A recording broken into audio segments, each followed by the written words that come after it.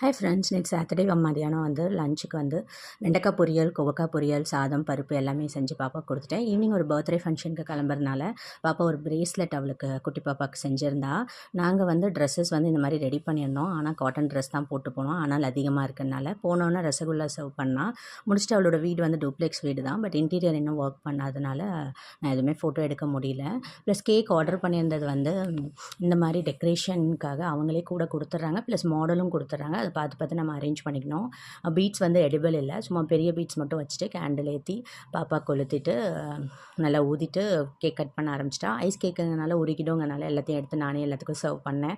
முடிச்சுட்டு பாப்பாவுக்கு ப்ரேஸ்லெட் போட்டு விட்டுட்டு அவளோட ட்ரெஸ் பார்த்திங்கன்னா இது 2 ட்ரெஸ் செட் எடுத்து கொடுத்துருந்தோம். ரொம்ப சாஃப்டாக போத்தீஸில் எடுத்துருந்தோம்.